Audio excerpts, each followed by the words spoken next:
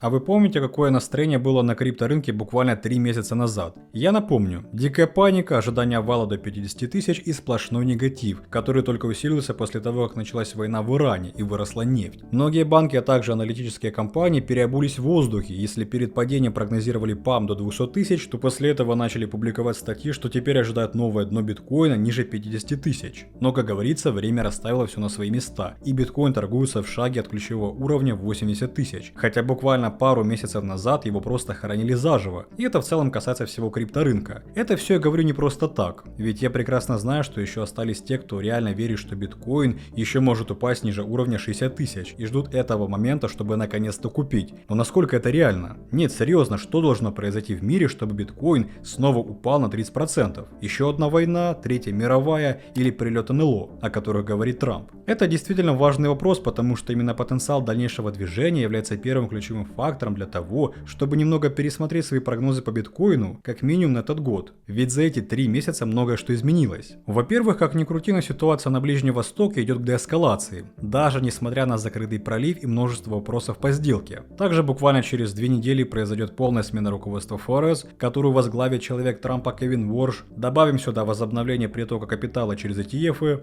рост фондового рынка до исторических максимумов, а также 2 закрытых зеленых месяца подряд. Или может быть не все так хорошо, как может показаться. Сегодня, друзья, мы это и узнаем. Я поделюсь своими ожиданиями по рынку на ближайшее время и на основе актуальных данных озвучу предикт, согласно которому вы будете понимать, что вам стоит изменить или откорректировать в своих ожиданиях по биткоину и его цене. Вы узнаете, был ли уровень 60 тысяч дном и может ли биткоин зафиксировать еще один большой откат перед следующим активным ростом. Обязательно поддержите видео лайком, это очень важно. В комментариях пишите ваши цели по биткоину на месяц и до конца года. $10 за комментарий под прошлым видео забирает этот зритель, а с вами Влад, мы начинаем. Итак, друзья, на крипторынке наступил новый месяц, который в принципе начинается неплохо. В прошлом ролике я уже сделал большой прогноз на май, поэтому посмотрите, кто не видел. А вот у себя в телеграм-канале я выложил календарь событий на этот месяц. Там все важные даты мая. Если что, в телеграм я каждый день на связи, и там вы раньше всех можете узнать, что происходит на крипторынке и как на это можно заработать. Буду продолжать держать вас в курсе всех событий на протяжении мая, ссылка как всегда в описании. Если отмотать время на 3 месяца назад, то мы вспомним, что биткоин протестировал зону 60 тысяч долларов, рынок выкинул слабые руки, выбил плечи, забрал ликвидность, и после этого цена развернулась примерно на 30%. То есть с уровня 60 тысяч мы пришли в диапазон 78.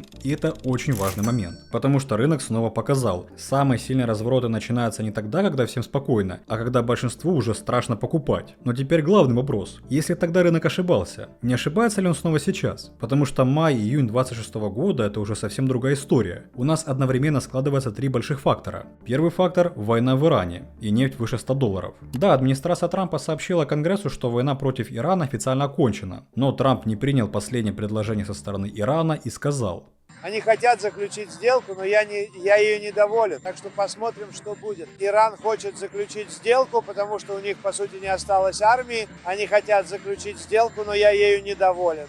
То есть почему они решили, что война закончена, непонятно. Чтобы делать подобные заявления, нужно либо открывать пролив, либо соглашение Ирана на условия, либо хоть что-нибудь, чего нет сейчас. И на фоне последнего заявления Трампа нефть продолжила торговаться выше $100. Конечно, в данном случае нефть будет играть чуть ли не главную роль, ведь сейчас мы видим четкую противоположную корреляцию. Если пролив разблокируют, то летом цены могут откатиться в диапазон $90 и продолжить снижаться до конца года. Шансы на это есть, потому что сейчас с пролива не выходит иранская нефть, что сильно бьет по финансовому положению самого Тегерана, но еще и по Китаю, куда эта нефть идет. А теперь добавляем второй фактор – смена главы ФРС. Срок Джерома Пауэлла как главы ФРС заканчивается 15 мая. На последней конференции он сказал, что остается ФРС, Трамп его, естественно, подколол и написал, что его никто не хочет брать на работу, и рынок уже заранее смотрит на Кевина Ворша, как на человека, который может изменить тон ФРС. Но здесь важно понимать, рынок покупает не просто человека Трампа, рынок покупает ожидания. Если инвесторы поверят, что новый глава ФРС будет мягче, быстрее пойдет к снижению ставок и даст рынку больше ликвидности, это будет плюс для рискованных активов.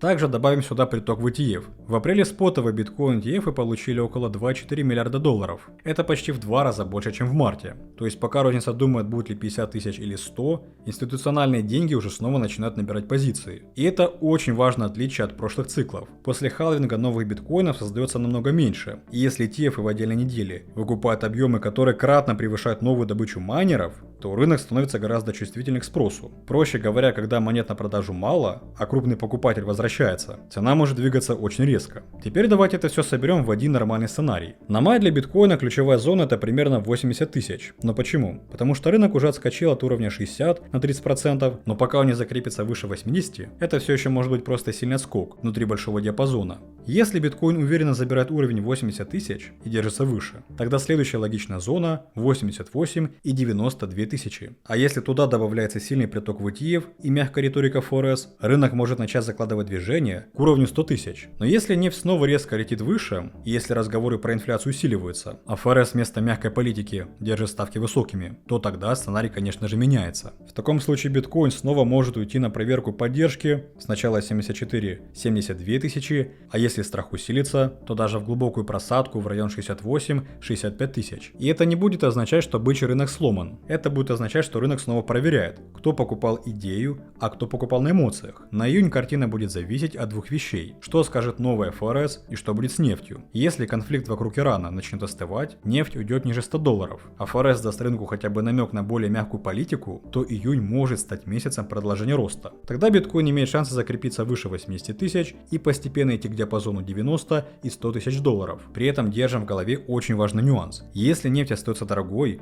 инфляционные ожидания снова ползут вверх, а ФРС будет вынуждена говорить не про снижение ставок, а про борьбу с инфляцией, то тогда июнь может стать месяцем боковика. То есть рынок будет ходить туда-сюда, выбивать и лонги, и шорты, но без нормального импульса. А вот вторая половина этого года – это уже самая интересная часть. Если ставка реально пойдет вниз, и если ETF продолжат забирать предложения с рынка, а геополитика хотя бы частично стабилизируется, тогда у биткоина появляется шанс перейти из фазы восстановления в фазу нового тренда. И тогда это открывает потенциал на цели выше 100 тысяч. В таком сценарии рынок может смотреть на зоны 110 тысяч, 120 и даже выше. В случае получения плохого сценария, при котором нефть стабильно будет держаться выше 100 долларов, а инфляция будет расти, и на этом фоне экономика замедляться, а доллары доходности увеличиваться, тогда биткоин застрянет в широком диапазоне между уровнем 65 и 90 тысяч. Но что самое главное, это не будет крах, а это будет фаза накопления, где по классике слабые руки будут уходить, а вот большие игроки будут собирать позиции. Поэтому мой вывод такой: после разворота от уровня 60 тысяч рынок уже просто нельзя оценивать по-старому, мол, война значит падение. В 2026 году биткоин находится в пересечении сразу трех сил. Это геополитики, нефти и политики ФРС. Война и нефть создают риск. Новая глава ФРС создает ожидание смены денежного цикла, а ETF создают реальный спрос на сам актив. Именно поэтому май и июнь будут не просто очередными месяцами на графике. Это может быть момент, когда рынок решит, биткоин снова идет пробивать уровень 100 тысяч, или ему нужно еще раз вытряхнуть лишние слабые руки перед большим движением во второй половине года. И как я сказал ранее, это движение будет формироваться на основе цены нефти, которая в данный момент задает общий тон. И кстати, сейчас мы со всеми участниками нашей подписки Coin22 Pro активно торгуем на нефти через нашего официального партнера BitGet, который для всех наших подписчиков раздает бонусы более 6000 USDT за выполнение простых заданий. Перед заявлением Трампа у нас заранее были открыты шорты, за счет чего мы заработали на падении нефти. И так мы торгуем на всех мировых активах, на акциях, на золоте, ну и разумеется на крипте. Но подписка Pro это не просто сигналы, это наш полноценный сервис с обучением, сопровождением и поддержкой, который подойдет как новичкам, так и опытным трейдерам. Поэтому, чтобы зарабатывать на движении популярных активов абсолютно в любое время, переходите и напишите нам по ссылке в описании.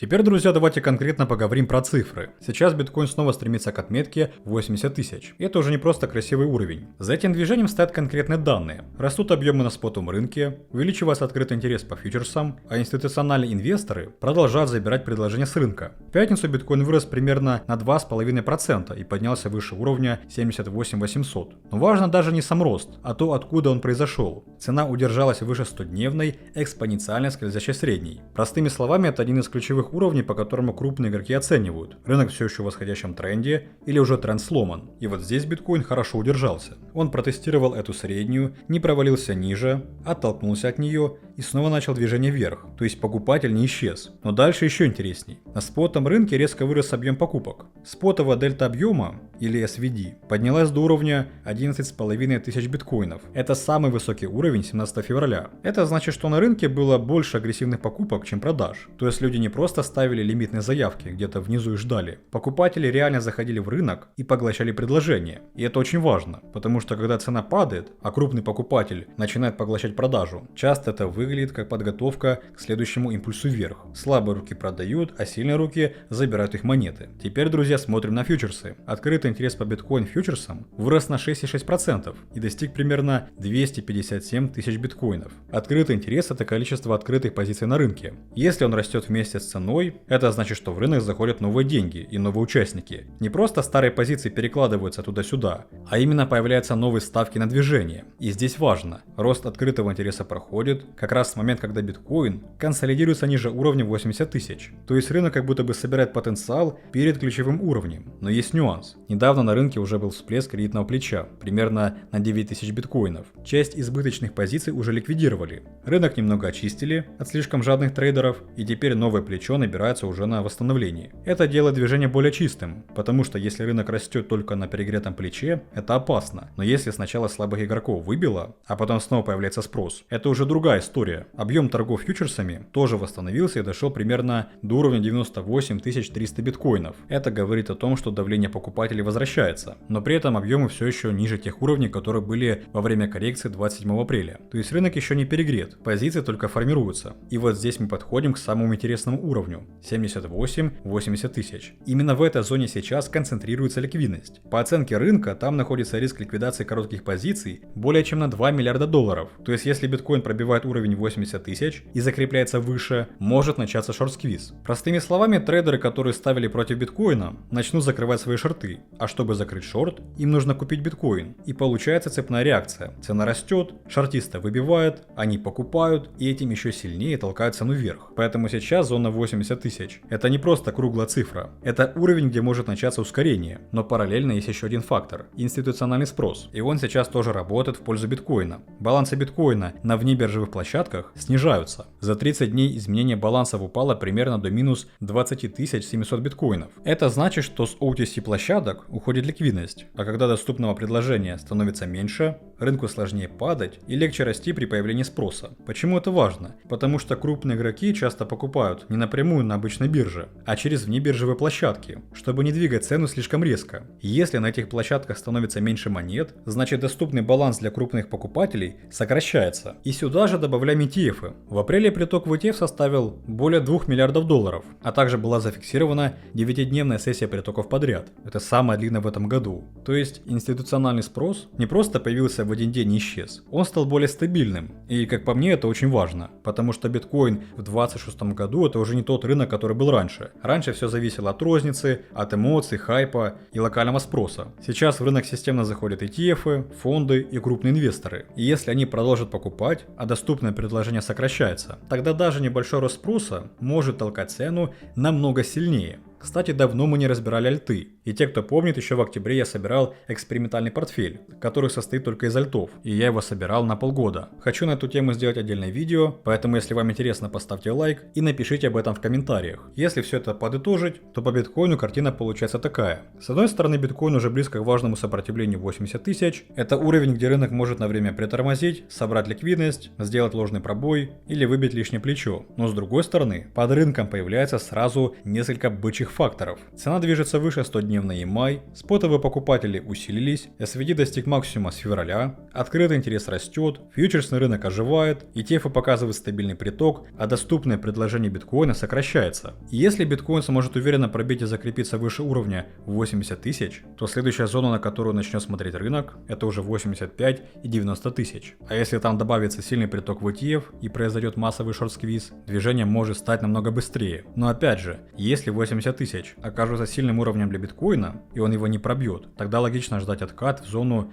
76-74 тысячи, где рынок снова будет проверять покупателя. И главный вывод здесь простой. Биткоин сейчас не отскочил случайно. По данным спота, фьючерсов, спроса фондов, реально видно, что покупатель возвращается. И пока цена удерживает дневной тренд, а ликвидность концентрируется возле 80 тысяч, этот уровень становится важным диапазоном. Пробой выше 80 тысяч очень сильно усилит импульс биткоина. Именно поэтому сейчас важно смотреть смотреть на подтверждение, на объемы, на ETF в притоке, на открытый интерес и на реакцию цены возле этого уровня. Потому что если рынок реально перешел на сторону покупателя, то уровень 80 тысяч может оказаться не финальной целью, а только стартовой точкой для следующего движения. И вот здесь, друзья, мой главный вывод. Рынок уже дал достаточно сигналов, что этот сценарий нужно как минимум пересмотреть. Потому что когда цена удерживает 100-дневный EMA, спотовый покупатель возвращается и открытый интерес растет, а спотовый ETF фиксирует стабильный приток на фоне сокращения доступного предложения. Это уже не похоже на то, что рынок готовится к развороту на 20-30%. Да, коррекции могут быть, и они, конечно же, будут. Да, биткоин может снова протестировать 76 тысяч, 74 или даже ниже, чтобы выбить лишнее плечо. Но ждать уровень 60 тысяч или 55 просто потому, что должно упасть, это уже плохая идея. Рынок изменился, данные изменились, и прогноз тоже должен поменяться. Поэтому тем, кто продолжает ждать глубокий обвал, нужно задать себе простой вопрос. А что должно произойти, чтобы биткоин